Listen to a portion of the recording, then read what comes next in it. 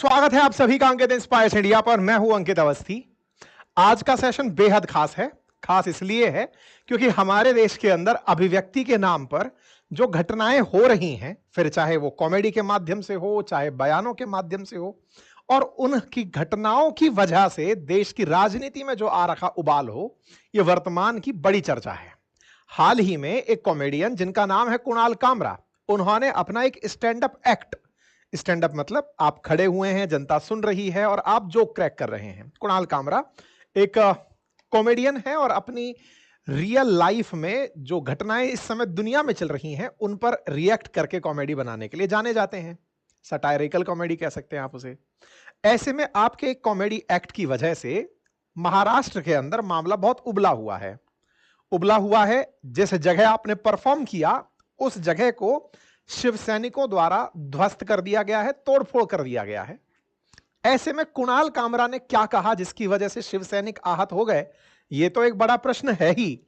लेकिन यहां से बड़ा प्रश्न यह है कि अगर कॉमेडी में कही गई किसी बात से आस्थाएं इस कदर आहत होने लगे तो यह कहां जाकर रुकेगी, यह दूसरा बड़ा प्रश्न खड़ा होता है। हमारे देश में अभिव्यक्ति के नाम पर कौन कौन सी अभिव्यक्ति अलाउ होंगी, ये आने वाला समय शायद इस बात के लिए भी प्रश्न खड़ा करेगा। बहुत सारे प्रश्न ऐसे हैं क्योंकि कुणाल कामरा का जो इंसिडेंट है वो वर्तमान में महाराष्ट्र के उप मुख्यमंत्री एकनाथ शिंदे जी के ऊपर दिए गए बयान के चलते काफी ज्यादा बवाल काट रहा है। ये कुणाल कामरा अपने पहले के ये स्टैंड अप शोज जिसके अंदर शटअप कुणाल के नाम से वजह से जाने भी जा चुके हैं। इनका एक अर्नब गोस्वामी के साथ विवादित वीडियो भी रहा, उस कारण भी सुर्खियों में रहे हैं। हाल ही में ओला इलेक्ट्रिक के लिए भावेश अग्रवाल से ट्विटर पर उलझते हुए भी देखे गए थे, इस कारण से भी सुर्खियों में रहे हैं। तो आप अपने एक्ट की वजह से, अपनी कॉमेडी की वजह से काफी ज्यादा सुर्खियों में रहते हैं। लेकिन हाँ, पॉलिटिक्स जानने वाले लोग, राजनीति समझने वाले लोग इनका जब राजनीतिक झुकाव देखते हैं तो इन्हें राहुल गांधी जी के साथ देखा जाता है, कन्हैया कुमार के साथ देखा जाता है, तमिलनाडु में इनका रहना देखा जाता है, इनके साथ में उद्धव ठाकरे जी का जुड़ना देखा जाता है। कुल मिलाकर के अपोजिशन की तरफ से अपने आप में एक चेहरे के रूप में इन्हें कॉमेडियन के रूप में देखा जा रहा है। तो कुल मिलाकर के इनका एक कॉमेडी एक्ट है या फिर उस एक्ट के माध्यम से अपोजिशन की ये आवाज बन गए हैं। हमारे देश में ऐसे कई इंसिडेंट्स हुए हैं जब सोशल मीडिया इन्फ्लुएंसर्स के द्वारा इस तरह के बयान और उसके बाद देश के अंदर बयानों की प्रतिक्रिया सुर्खियों का कारण बनी है। फिलहाल के लिए इनके पक्ष में भी लोग आकर खड़े हो गए हैं, जिसमें से जया बच्चन जी का बयान काफी वायरल हो रहा है। उद्धव ठाकरे जी का इनके समर्थन में दिया गया बयान काफी चर्चा में हो रहा है। कुल मिलाकर के अपोजिशन की तरफ से अभी जो ग्रोक के रिप्लाईज के चलते भारत सरकार आहत होकर चुकी ही थी, या कहिए तो जो बीजेपी आहत होकर निकली ही थी, अब उस कमी को कुणाल कामरा ने अगले 5 दिन का और भोजन दे दिया है। कुछ समय पूर्व देश के अंदर ग्रोक चर्चा में था, ट्विटर का एआई चर्चा में था, जो कि सत्तारूढ़ दल के खिलाफ काफी सारे लिख लिख करके बयान दे रहा था। अब कुणाल कामरा का स्टैंड अप एक्ट जिसके चलते कहीं ना कहीं सत्तारूढ़ दल को अपने खिलाफ हो रहे इस रूप को देखकर असहज होना बड़ा आसान से दिखाई दे रहा है। आइए कुणाल कामरा के बारे में थोड़ा और जान लेते हैं।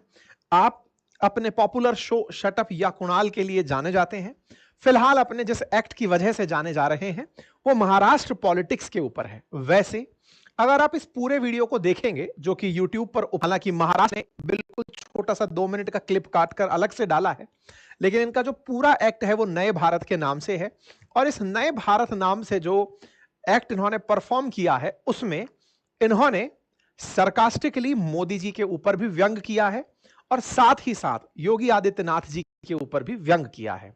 इतना ही नहीं, इन्होंने अपने एक्ट में अंबानी, आनंद महिंद्रा, भावेश अग्रवाल जैसे वो चर्चित लोग जो कहीं ना कहीं अपने कंटेंट की वजह से सुर्खियों में रहते हैं या फिर अपने काम या अपने रिएक्शंस की वजह से चर्चा में रहते हैं, उनके ऊपर भी बहुत अच्छे से सटायरिकल तरीके से इन्होंने अपनी प्रतिक्रिया दी है। अब इनकी जो प्रतिक्रिया है उसमें जो सबसे बड़ा टच पॉइंट बना वो एकनाथ शिंदे जी का था। कुछ लोग कह रहे हैं कि ये तो केवल ट्रिगर था, असल मायने में तो मोदी जी के खिलाफ इनके जो बयान थे उससे लोग भड़के हुए हैं, लेकिन उस पर भड़कना मोदी जी की इमेज को नुकसान पहुंचाने जैसा होगा। उस ध्यान को मोदी जी के ऊपर शिफ्ट करने के स्थान पर इसे एकनाथ शिंदे जी के ऊपर शिफ्ट कर दिया जा रहा है। एकनाथ शिंदे जी के बारे में इन्होंने बिना डायरेक्ट नाम लिए जो कविता गाई, उस कविता में एक शब्द का उपयोग हुआ जो कि गद्दार है। उस गद्दार शब्द से शिव सैनिक भड़के हुए हैं, और शिव सैनिकों का जो भड़कना है वो किस कदर कानून अपने हाथ में लेने जैसा हुआ वो भी देखने योग्य है। किस तरह से सत्तारूढ़ दल के साथ गठबंधन में चल रहे शिवसेना ने अपने पॉलिटिकल समर्थकों की वजह से एक एक्ट की परफॉर्मिंग जो प्लेस है उसको जो नुकसान पहुंचाया वो होते देखा। लोगों ने न्यायपालिका के स्थान पर कानून को अपने हाथ में लेते देखा। कहीं ना कहीं महाराष्ट्र की जो वर्तमान स्थिति चल रही है वो कानून व्यवस्था को लेकर काफी सारे सवालिया निशानों में है। फिलहाल के लिए कुणाल कामरा का जो एक्ट है उस एक्ट को मैं यहां पर नहीं बजा रहा हूं, वो इसलिए नहीं बजा रहा हूं कि संभवतया ये कॉपीराइट इशू हो सकता है। इसमें ये एक गाना गा रहे हैं, होंगे कामयाब करके, उस पर इन्होंने देश के अंदर नाकामयाब कैसे होंगे इसके ऊपर टिप्पणी डाली है। ऐसे ही इन्होंने जो एकनाथ शिंदे जी के ऊपर बयान दिया वो कुछ इस प्रकार से लिखा हुआ है। ये एक फिल्म की धुन पर इन्होंने गाया भी था, और उस गाने के अंदर इन्होंने जो लाइनें कही वो इस तरह से हैं कि ठाणे की रिक्शा चेहरे पर दाढ़ी, आंखों पर चश्मा हाय, एक फिल्म झलक दिखलाए कभी गुवाहाटी में छुप जाए। ये जो ठाणे की रिक्शा, असल मायने झलक दिखलाए कभी गुवाहाटी में छुप जाए, ये जो ठाणे की रिक्शा, असल मायने में एकनाथ शिंदे जी कभी रिक्शा ड्राइवर हुआ करते थे। आंखों पर चश्मा उनके लगा रहता है, एक झलक दिखलाए कभी गुवाहाटी में छिप जाए। ये गुवाहाटी की क्या घटना है अभी आगे चलकर हम बताएंगे।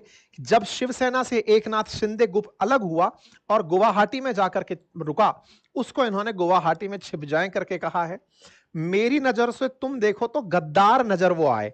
अब ये जो गद्दार शब्द है, जिसने किसी को धोखा दिया हो वो गद्दार है। हमारे देश में गद्दार नाम से फिल्में भी बनी हैं, लेकिन इस गद्दार का जो उपयोग है वो डायरेक्टली यहां पर नाम लेकर नहीं है कि ये किसके बारे में कहा जा रहा है, लेकिन जो समझने वाले हैं वो प्रॉपर तरीके से समझ गए कि ये एकनाथ शिंदे जी के बारे में कहा जा रहा है। ठाणे के रिक्शा चेहरे पर दाढ़ी, आंखों में आ चश्मा हाय, मंत्री नहीं है वो दल बदलू है, और क्या कहा जाए, जिस थाली में खाए उसमें ही वो छेद कर जाए, मंत्रालय से ज्यादा फडणवीस की गोदी में मिल जाए, तीर कमान मिला है इसको बाप मेरा ये चाहे।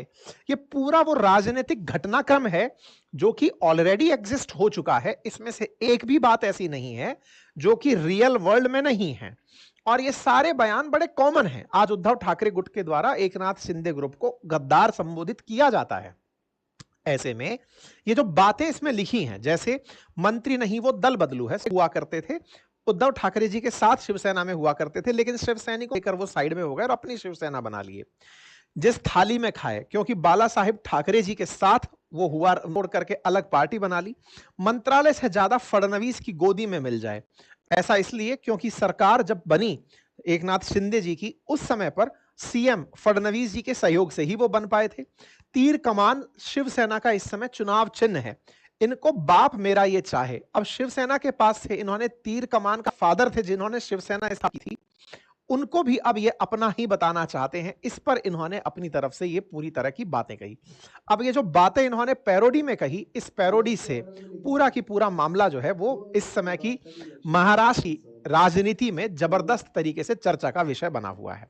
जब इन पर इस बात का दबाव बनने लगा कि आपने ये सब क्या कहा और इसके चलते आप माफी मांगिए, तो इन्होंने बकायदा महाराष्ट्र वाली क्लिप अलग से काटकर और डाल दी कि ढंग से सुन लो कि मैंने कहा। जिसके बारे में कहा वो ये है, आंखों में चश्मा थी, और जहां से ये आते हैं उस जगह का नाम ठाणे है। ठाणे महाराष्ट्र के अंदर है, महाराष्ट्र के अंदर एक विधानसभा क्षेत्र भी है। ऐसे में अब आपको थोड़ा सा बिहार की, महाराष्ट्र की राजनीति को भी हम आपके साथ लिए चलते हैं ताकि इसकी पूरी प्रासंगिकता को आप रिलेट कर पाए कि इन्होंने कहा क्या और किस चीज पर कहा। 2014 के विधानसभा चुनावों से देखना होगा। 2014 के अंदर बीजेपी ने जब सरकार बनाई उस समय शिवसेना इनके साथ हुआ करती थी। आप उद्धव ठाकरे जी को और अमित शाह जी को बड़ी गर्मजोशी के साथ एक दूसरे से मिलते हुए देख सकते हैं। इनके नाथ शिंदे शिवसेना में ही हुआ करते थे। और जब 2014 के रिजल्ट्स आए थे तो ये नंबर जो 288 का है, जिसमें 145 बहुमत के लिए चाहिए होते, उस 140 नंबर के लिए इन दोनों का एक साथ मिलकर के ही बनाना, सरकार बना पाना संभव होता। ये 2014 के रिजल्ट्स थे। दोनों ने सरकार बनाई। फडणवीस जी सीएम बनकर आए। फडणवीस जी सीएम बने 2014 के अंदर। लेकिन इसी बीच में शिवसेना जो है उसकी तरफ से एक तरह की अंदर से वो रही कि ये कहीं ना कहीं हमारे सहयोग से सरकार चला रहे हैं, तो कब हम उद्धव ठाकरे जी को सीएम बनने का सपना पूरा होगा। फिर 2019 के चुनाव आते हैं। 19 के चुनाव आते हैं, तब दोनों फिर से एक साथ मिलकर चुनाव लड़ते हैं। चुनाव के अंदर उद्धव ठाकरे जी फिर से इनके साथ मिलकर चुनाव लड़ने जब जाते हैं तो भाजपा इस बार 105 पर रह जाती है और शिवसेना 56 पर पहुंच जाती है। अगेन होने को भाजपा के पास ज्यादा सीटें थी, लेकिन सीएम बनाने के लिए या 145 का आवश्यकता थी किसी पार्टी की। एनसीपी का जो नेचुरल इंक्लिनेशन देखा गया है वो हमेशा कांग्रेस के साथ देखा गया है। हालांकि अभी एनसीपी भी एनडीए के साथ ही महाराष्ट्र में है। इन दोनों पार्टियों के बीच में फिर एक अलायंस बनना था। 145 सीटों की समीकरण अगर आप दूसरी तरफ से देखें तो एक यहां पर भी बनती दिखती है। 56, 54, 110 और यहां से पूरे की पूरे 154। ये तीनों अगर मिल जाएं तो भी 154 का नंबर बनता हुआ दिख रहा है। शुरुआत यहां से हुई। शिवसेना को यह लगने लगा कि हमारी वजह से इनका सीएम बनता है, अगर हम ही पलट जाएं तो इनका सीएम नहीं बनेगा। ऐसे में शिवसेना ने एक नया अलायंस कर लिया। उद्धव ठाकरे जी ने अपने लिए सरकार के अंदर जैसे ही शपथ ली, कुछ ही समय बाद यह सरकार गिर जाती है और उद्धव ठाकरे जी यहां पर मुख्यमंत्री बनकर आ जाते हैं। महाराष्ट्र के अंदर गवर्नमेंट के अंदर उद्धव ठाकरे जी कांग्रेस और एनसीपी की मदद से सरकार में, पर एक बहुत बड़ा ट्विस्ट है और वो ट्विस्ट ये है 2019 में शिवसेना का कांग्रेस और एनसीपी के साथ कांग्रेस एक साथ मिलकर सरकार बना लें, क्योंकि शिवसेना को बीजेपी से भी ज्यादा दक्षिणपंथी पार्टी माना जाता रहा है। जब बाला साहेब ठाकरे थे तो उस समय पर शिवसेना को एक्सट्रीम मतलब राइट विंग पार्टी माना जाता था। ऐसे में राइट विंग और सेंट्रल लेफ्ट और कांग्रेस की लेफ्ट, ये तीनों की राजनीति एक साथ मिल जाना शिवसैनिकों को महाराष्ट्र में बुरा भी लगा। जो शिवसेना की राजनीति में विश्वास रखने वाले लोग थे, उन्होंने उद्धव ठाकरे जी के इस प्रयास को काफी भला बुरा कहा। यह दौर था जिस समय उद्धव ठाकरे जी को यह नाम मिला कि आप गद्दारी कर गए अपने उन लोगों के साथ जो कभी आपके साथ थे, कि आप कांग्रेस के खिलाफ राजनीति करते हैं। आज आप कांग्रेस के साथ ही चले गए और उन्हीं के साथ में राजनीति करने लगे। यह केवल सत्ता बने रहने की चाहत है। उद्धव ठाकरे जी ने यह कार्य किया, लेकिन महाराष्ट्र के अंदर कहीं ना कहीं जो शिवसैनिक कांग्रेस के खिलाफ अपने अंदर का भाव रख करके उद्धव ठाकरे जी के साथ थे, वो सभी 2 साल बाद एकनाथ शिंदे जी के साथ हो लिए। उनमें से लगभग 2/3 विधायक शिवसेना छोड़कर एकनाथ शिंदे जी के साथ हो लिए और एकनाथ शिंदे जी उन सबको लेकर आसाम चले गए। किसी भी राजनीतिक दल का विलय दूसरे दल में तब माना जाता है जब according to anti defection law, जब 2/3 सदस्य निकलकर किसी दूसरे दल में मिल जाएं। ऐसे में एकनाथ शिंदे जी 2022 में अपने शिव सैनिकों को, जो शिवसेना के विधायक हैं, उनको लेकर गुवाहाटी चले जाते हैं। जो कुणाल कामरा का जो व्यंग है उसमें गुवाहाटी का जो जिक्र है वो असल मायने में इस वजह से है। तो यहां पर 2 तथ्य। एकनाथ शिंदे जी उन सबको लेकर आसाम चले गए। किसी भी राजनीतिक दल का विलय दूसरे दल में तब माना जाता है जब according to anti defection law, जब 2/3 सदस्य निकलकर किसी दूसरे दल में मिल जाएं। ऐसे में एकनाथ शिंदे जी 2022 में अपने शिव सैनिकों को, जो शिवसेना के विधायक हैं, उनको लेकर गुवाहाटी चले जाते हैं। जो कुणाल कामरा का जो व्यंग है उसमें गुवाहाटी का जो जिक्र है वो असल मायने में इस वजह से है। तो यहां पर 2 तथ्य हैं। एकनाथ ठाकरे जी को यह कहते रहे कि आपने दगा किया, आपने गद्दारी की। और दूसरी ओर कुणाल कामरा इन्हें अब गद्दार बोल रहे हैं क्योंकि आपने शिवसेना के लोगों को तोड़ दिया। तो अब कौन ज्यादा गद्दार, ये तो खैर इतिहास जब लिखा जाएगा तब बताया जाएगा, लेकिन दोनों पार्टियों के अपने अपने क्लेम हैं वादा खिलाफी के। चलिए आगे बढ़ते हैं। एकनाथ शिंदे जी ने 2022 में जो किया उसके चलते 40 एमएलए इनके साथ हो गए। 2/3 से अधिक एमएलए लेकर के ये आसाम चले गए। आप आसाम में इस तरह की तस्वीरों के साथ 2022 में दिखाई दिए। परिणाम यह निकला कि एकनाथ शिंदे और फडणवीस जी फिर मिले और सरकार बीजेपी के साथ इस एकनाथ शिंदे ग्रुप ने बना ली, क्योंकि जो मैजिक नंबर 145 चाहिए था वो पूरा हो रहा था। ऐसे में महाराष्ट्र के अंदर एकनाथ शिंदे को बीजेपी ने सीएम बनाकर अपने आप में सरकार अपने साथ रख ली और उद्धव ठाकरे जी कुल मिलाकर के 2 साल और 214 दिन, लगभग 3 साल तक सत्ता में रहे। इनके साथ जो घटनाक्रम हुई, जिसके अंदर शिवसेना का एक गुट निकल करके एकनाथ शिंदे जी के साथ चला गया, तो अब बड़ा मसला यहां पर एंटी डिफेक्शन लॉ से संबंधित खड़ा हुआ। अगर कोई भी राजनीतिक दल अपने 2/3 विधायक अथवा सांसदों के साथ किसी दूसरे के साथ मिल जाए तो उसे ओरिजिनल राजनीतिक ग्रुप माना जाता है, और यही हुआ। शिवसेना जो उद्धव ठाकरे एकनाथ शिंदे वाली थी, उनमें से ओरिजिनल कौन, यह मामला कोर्ट में पहुंच गया। कोर्ट में पहुंचा तो कोर्ट ने बिल्कुल कानूनन उस बात को माना जो एग्जिस्ट कर रही है। परिणाम स्वरूप एकनाथ शिंदे जी को शिवसेना का टाइटल दे दिया और शिवसेना का चुनाव चिन्ह जो तीर कमान है वो भी इन्हीं को दे दिया गया, क्योंकि बहुमत में विधायक इनके साथ थे। वहीं दूसरी तरफ उद्धव ठाकरे ग्रुप जो शिवसेना को इसलिए क्लेम कर रहे थे क्योंकि उनके फादर ने कभी शिवसेना बनाई थी। ये बिल्कुल वैसे ही है जैसे कांग्रेस के ऊपर आज राहुल गांधी जी क्लेम करें कि ये तो हमारे परिवार वालों ने बनाई थी। बिल्कुल कुछ वैसे ही शिवसेना को लेकर उद्धव ठाकरे जी का क्लेम था, और उद्धव ठाकरे जी के इस क्लेम को ही बार बार राजनीति में उठाया जाता है कि आपने इनसे तीर कमान ले लिए, अब क्या इनके फादर को भी ले लोगे, क्योंकि इन्हीं के फादर ने शिवसेना बनाई थी। क्लियर? यहां तक की सारी कहानी समझ में अगर अब आ गई हो तो हम यहां से आगे इस पूरी कहानी को रिलेट कर पाएंगे जो शुरुआत में कुणाल कामरा ने कही है। ये वर्ल्ड कैसे निकल कर आया ये समझ में आया। अच्छा, फिर आते हैं 2024 के इलेक्शंस। अच्छा, ये शिंदे ग्रुप के साथ शिवसेना का जाना, हमने जिस दिन ये न्यूज आई थी 18 फरवरी 2023 को, हमने उसी समय पर आरएनए सेशन किया था और उसमें ये सारी जानकारी डिटेल में बताई भी थी। ठीक यही हाल एनसीपी का भी हुआ और एनसीपी से भी ऐसे ही भतीजे अजीत पवार बाहर निकल करके शरद पवार जी को छोड़कर एनडीए में शामिल हो गए। इस पर भी 2024 के जब इलेक्शंस हुए तब हमने इसकी प्रॉपर चर्चा की। फिलहाल अब ये दो धड़े आमने सामने हैं। अब बड़ा सवाल ये कि कुणाल कामरा ने इन्हें गद्दार कह दिया है। इन्हें गद्दार किया तो इनके गद्दार कहने से इनके चाहने वाले नाराज हैं कि भैया हमें आपने गद्दार कैसे कह दिया। इनके गद्दार के बयान को समर्थन स्वाभाविक रूप से उनका मिलने लगेगा जो कि इनके बयानों से ही अपने आप की वैलिडिटी पा रहे हैं।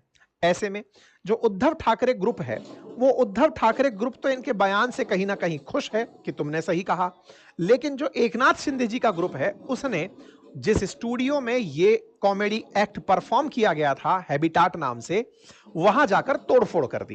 ये जो तोड़फोड़ की तस्वीरें हैं और साथ ही साथ जहां ये एक्ट हो रहा था अगले दिन जब कोई दूसरा एक्ट चल रहा था, उस समय शिव सैनिकों के द्वारा जिस तरह की तोड़फोड़ की गई, दीवारों को तोड़ा गया, यहां से फिर एक बड़ा प्रश्न खड़ा हुआ। और वो बड़ा प्रश्न ये था कि एकनाथ शिंदे जी को गद्दार कहने का ये जो बयान था ये कुणाल कामरा के द्वारा दिया गया बयान था, तो टेक्निकली सारा एक्शन कुणाल कामरा पर बनता था।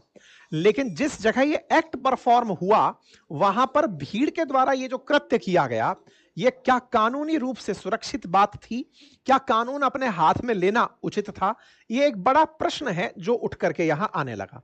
ये प्रश्न यही नहीं रुका, ये प्रश्न इससे आगे गया और वो ये था कि कुणाल कामरा ने गद्दार कहा और हैबिटेट को तोड़ करके आपने गुस्सा निकाल लिया, लेकिन ये बात तो उद्धव ठाकरे जी भी कहते हैं और उनके समर्थक भी कहते हैं।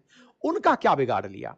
लोगों ने यह तक सवाल पूछा कि उद्धव ठाकरे जी का क्या मातोश्री सुरक्षित है उनके इस बयान देने के बाद में? कुल मिलाकर राजनीति में जिस पर जोर आजमाइश की जा सकती थी उस पर जोर। लेकिन मैं जब इस पूरे एक्ट को ध्यान से देखा तो मुझे एक और पॉइंट यहां पर निकल कर आया, वो ये था कि कुणाल कामरा ने बकायदा जो राइट विंग सपोर्ट में लोग रहते हैं, राइट, जैसे अंबानी और मोदी जी का कनेक्शन बढ़िया जोड़ा जाता है, तो इसने बढ़िया अंबानी जी को रोस्ट किया। ऐसे ही महिंद्रा जी को भी बढ़िया से रोस्ट किया, ठीक ऐसे ही ओला के मालिक को रोस्ट किया। और पूरा सेलेक्टिव तरीके से जब यह काम हुआ तो इसका एक पॉलिटिकल इंक्लिनेशन भी साफ साफ जाहिर हो गया कि आपको जो चीजें नजर आई वो केवल उस पक्ष में नजर आई जहां किसी एक पक्ष का ईगो सेटिस्फाई होता हो। यहां पर दोनों के लिए ही बड़े सारे प्रश्न खड़े हो गए। जहां एक और कुणाल कामरा के लिए प्रश्न यह था कि आपने जानबूझकर यह पॉलिटिकल कृत्य किया ताकि आपको इस वजह से यह सारा विवाद देखने को मिले। वहीं दूसरी तरफ यह सवाल सरकार से भी बना कि आपकी प्रेजेंस में इस तरह के एक्ट होना कितना सही? खैर, सत्तारूढ़ दल की तरफ से, उनके सैनिकों की तरफ से, शिव सैनिकों की तरफ से कुणाल कामरा के खिलाफ शिकायत दर्ज कराई गई, केस दर्ज हुआ बकायदा। जब ये सब हो रहा था, इस बीच में कुणाल कामरा फिर एक तस्वीर डाल देते हैं और उस तस्वीर के अंदर अपने हाथ में वही राहुल गांधी जी वाली कॉन्स्टिट्यूशन की किताब। अब ये बात भी बड़ा इंटरेस्टिंग है कि वही राहुल गांधी जी वाली, असल में कॉन्स्टिट्यूशन जो हमारे पास भी बुक उपलब्ध है वो अलग अलग कलर और अलग अलग फ्लेवर्स में आती है, लेकिन ये बकायदा राहुल गांधी जी के हाथ से चर्चा में है। इन्होंने बकायदा इस तस्वीर को डाल दिया। इसका उद्देश्य केवल इतना था कि ये सब कॉन्स्टिट्यूशन के तहत हुआ है। कॉन्स्टिट्यूशन में ऐसा क्या है? भारत के संविधान में आर्टिकल 19 के अंदर भाषण और अभिव्यक्ति की आजादी है, freedom of speech and expression है। और जब freedom of speech and expression होता है तो ऐसे में आपको रीजनेबल रेस्ट्रिक्शंस भी दिए जाते हैं। तो क्या यह रीजनेबल रेस्ट्रिक्शंस के दायरे में किया गया एक्ट था? यह आने वाला समय कोर्ट के माध्यम से डिसाइड कर लेगा। लेकिन जो कोर्ट में जाने से पहले फैसले हो रहे हैं वो फैसले कहीं ना कहीं सरकार पर कई प्रश्न खड़े करते हैं। हालांकि कोर्ट अपने आप में एक चर्चा का विषय है, क्योंकि आजकल जजों के घर में भी 15 करोड़ रुपए जलते हुए मिल जा रहे हैं। फिर से एक बड़ा प्रश्न है कि भ्रष्टाचार या फिर काला धन कहां तक रुका। खैर, इन सभी प्रश्नों के बीच में कुणाल कामरा और उनके खिलाफ जो शिवसैनिक हैं उनका गुस्सा इस समय चर्चा का विषय बना हुआ है। लोग अपने अपने स्तर पर अपनी अपनी प्रतिक्रियाएं दे रहे हैं। शिवसेना के जिन्होंने ये सब हरकत की उनको बेल मिल जाती है। लोग फिर मीम्स की बाढ़ लाने लगते हैं। मीम्स को लेकर के आते हैं तो कॉमेडियंस जिनके ऊपर हाल ही में इस तरह के समय रैना जैसे लोग जिनके ऊपर डार्क कॉमेडी के चलते लोगों की नाराजगी निकल कर आई थी, वो इसी कैटेगरी में औरों को अपने साथ आते हुए देखे कि भाई कुणाल कामरा भी हमारी लिस्ट में आ गया, फिर चाहे रणवीर अलाहाबादिया हो, समय रैना हो, और देश में एक अलग बहस को जन्म दे दिया। और वो बहस ये कि अब क्या इतने छोटे छोटे बयानों से देश की आस्था प्रभावित होने लगेगी और प्राइम टाइम में देश के अंदर सारे मुद्दे साइड में हटाकर देश के अंदर जितने बड़े मुद्दे हैं, फिर चाहे वो महंगाई से जुड़ा हुआ हो, बेरोजगारी से जुड़ा हुआ हो, काले धन से जुड़ा हुआ हो, महिलाओं के खिलाफ अत्याचार से जुड़ा हुआ हो, रेप से जुड़ा हुआ हो, उन सब मुद्दों को हटाकर देश प्राइम टाइम में क्या ये सब डिस्कस करेगा? 145 करोड़ की आबादी वाला भारत आज अपने सारे मुद्दे भुलाकर किसी एक के द्वारा दिए गए बयान पर अपना पूरा समय हटाकर इस पर चर्चा कर रहा है। यह भी एक नया विषय डिस्कशन का बन गया है। इस पर जया बच्चन जी से बयान लिया गया तो उन्होंने कहा कि ये तो आपको सोचना चाहिए। पत्रकारों से कहा कि ये आपको भी बताया जाएगा कि जया बच्चन का इंटरव्यू लेना है कि नहीं लेना है। आप लोगों के लिए अभिव्यक्ति बहुत ज्यादा जरूरी है। बीइंग ए पत्रकार आपके लिए अभिव्यक्ति ज्यादा जरूरी है, लेकिन अब आप वो अभिव्यक्ति कर पाएंगे या नहीं, ये भी तो अपने आप में देखने वाला बात है। और निश्चित ही ये एक बहुत बड़ी डिबेट है कि क्या भारत में अभिव्यक्ति के नाम पर कुछ भी बोला जाना कितना उचित है, क्या कुछ बोला जाना उचित है, और यदि ऐसा है तो क्या उसके खिलाफ इस तरह की प्रतिक्रियाएं आना, देश के अंदर इस तरह से रिएक्शंस आना कितना उचित है? क्या हम लोगों के अंदर या तो टॉलरेंस लेवल बहुत ज्यादा घट गया है, एक बड़ा प्रश्न है, और या फिर बोलने वालों का साहस बहुत बढ़ गया है?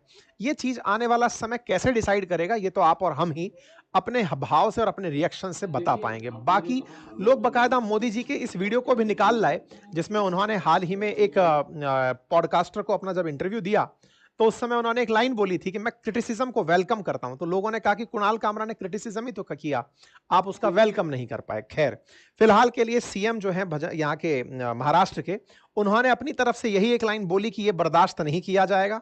कॉमेडी की आड़ में अगर मुख्यमंत्री जी को, उप मुख्यमंत्री जी को बदनाम किया जाएगा तो यह सही नहीं है।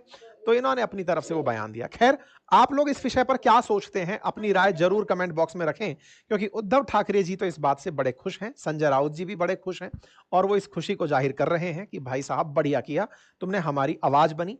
तुम राहुल गांधी जी के साथ देखे गए थे तो तुमने जो किया वो अच्छा काम किया। अर्णब गोस्वामी हो या फिर भाविश अग्रवाल, इनके साथ इनके जो पंगे रहे हैं ये बड़ा चर्चा का विषय रहे। खैर, कुल मिलाकर आप सबसे प्रश्न यही कि आप इस विषय पर क्या सोचते हैं, अपनी राय कमेंट बॉक्स में जरूर रखें। फिलहाल के लिए इतना ही, बाकी तो खैर चैनल को सब्सक्राइब कर लीजिए, ज्यादा से ज्यादा